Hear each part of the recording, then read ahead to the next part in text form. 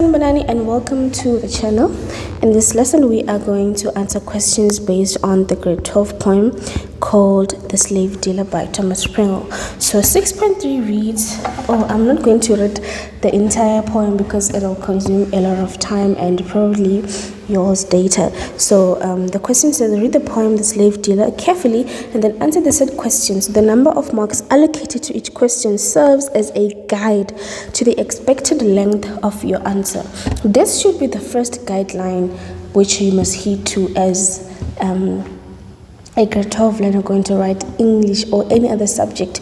You must always consider the amount of marks given to each question so you may know how much detail you must put into the answer.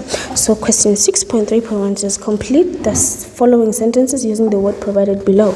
Write only the next word and that. So it says, this poem is A, which retells a story of A who returns home to his after being away for a long time doing. So the ellipses or the dots, they represent the spaces in which you must fill in the answers. So to A, since we know that this poem is about a son who returned home to his mother after being away for a long time, and the story is being told or has been conveyed to us in ballad form, we can confidently say that the answer to 6.3.1a is a ballad. Right, so it is a ballad and it retells the story of a son who returns home to his mother after being away for a long time doing slave trade, as it is portrayed in the poem. Right, so 6.3.2 says, identify the figure of speech used in these lines, and the lines they're speaking about are lines 1 to 2. So lines 1 to 2 read, from ocean's wave a wanderer came, with the visage tanned and done.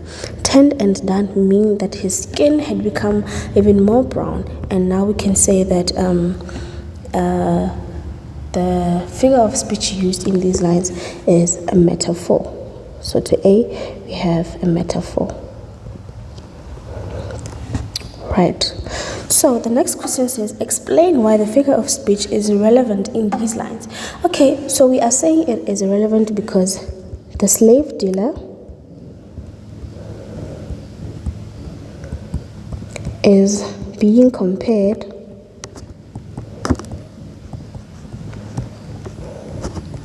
to a traveler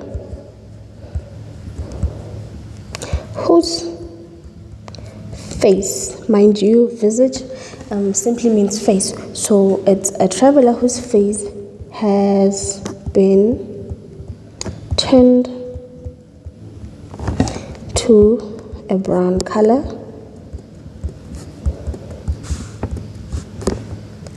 Let's say by the sun.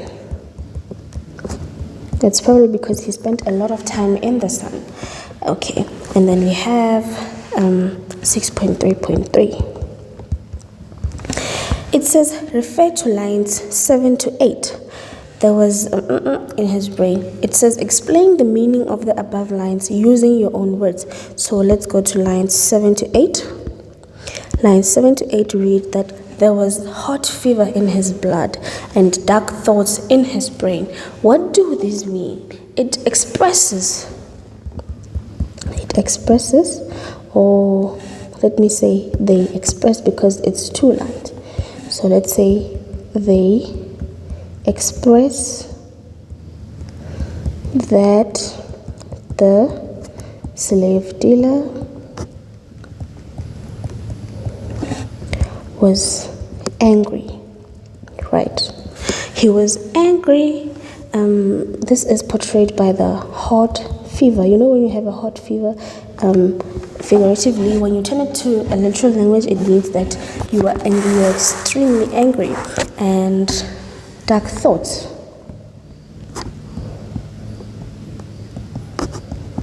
And I'm putting this in quotation marks because I am referring to the poem. So they expressed that the slave dealer was angry because we are told of the hot fever and the dark thoughts. So hot fever and dark thoughts mean that he thought, the slave dealer thought of bad things, right? Bad things or images that, let's say, they haunted him, and he could not get rid of them, and he could not get rid of them. Right, we move. Let's answer 6.3.4. So 6.3.4 says, it says refer to the first stanza. It says quote 2 consecutive words that indicate that the speaker has been away from home for a very long time. So counting 1, 2, 3, 4. Okay, it says there's blood upon my hands which water cannot wash. It was shed where warriors bled. Stanza 4.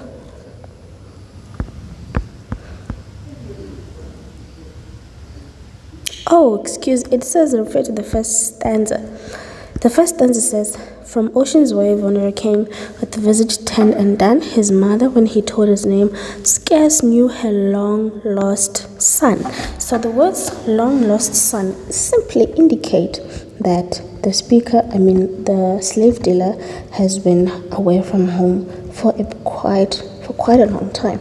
So those are the 3 words that they want us to indicate, right? So 6.3.5, it says refer to the poem as a whole.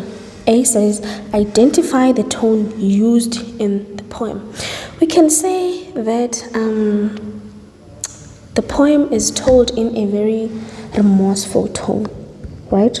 So let's say remorseful, or you can say regretful. Now, this is A. Then we have B. B says, why would the speaker use this tone? We would say that he uses this tone because the slave dealer feels remorseful. The slave dealer feels remorse. Remorse means to just judge yourself and blame yourself or make yourself feel guilty yourself without having been told by somebody else. Just you bringing judgment to somebody else that let's say maybe you wronged them in a certain way and you start feeling like, no, you did something wrong and stuff. So you're saying the slave dealer feels remorseful for all the evil he committed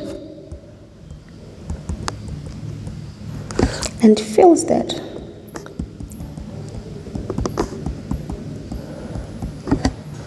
not even God can forgive him on the day of judgment.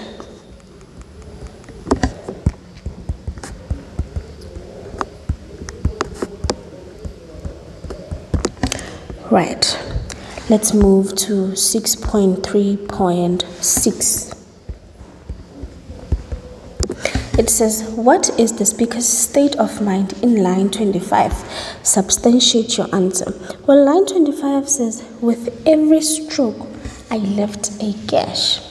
Now, why, what kind of, let's say, state would someone be when they say such words? We can say that it is sad. Now, why would it be sad? It is because the slave dealer remembers the torment and torture that he subjected the poor slaves to. So let's say he remembers the torture and pain the slaves were subjected to. Let me put in brackets and say by him. So yeah, he remembers the torture and the pain that the slaves were subjected to. And the worst part is that they were innocent and they were hit with gory lash for something that they did not do. They were just hit because he wanted to satisfy his desires. He wanted to satisfy the people he worked with, right? So yeah, we have question 6.3.7, and this question says, why is the following statement false? The slave dealer kills people in warfare. Well, this is most definitely false, because the slave dealer killed people, or he kills slaves, right? So let's say the slave dealer killed, or let's say kills because it's written in present here, kills slaves. Let me say they are innocent, right? In brackets, using a whip. So there is no war you can go to and you will find the soldiers or whoever is there fighting using a whip. I mean, what kind of war would that be? It doesn't make sense. So I don't have much space left down there, so let me use this space to write the following answers. So we have the last question, which says, one of the themes in this poem is torment. Discuss this theme. I think the poem, the theme of torment is quite easy to explain because it is portrayed throughout the entire poem. So let's answer this question. We can say that the slave dealer, you will excuse my handwriting, the slave dealer is haunted by the immoralities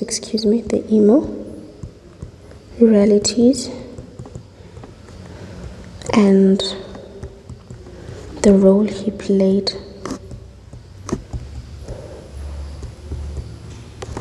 in the slave trade. I mean, who would not be shamed by the things they do to innocent people only for their own satisfaction? I mean, it doesn't make sense. And then it continues to say, the poem uses strong, emotive language to show the strong feelings of torment,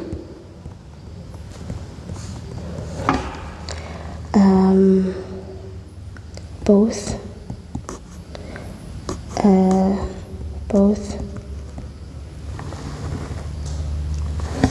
the slaves and the slave dealer experience. But it is much worse for the slave dealers. Let me add a point and say the slave dealer is also tortured by his emotions, memories, and thoughts, such that he is permanently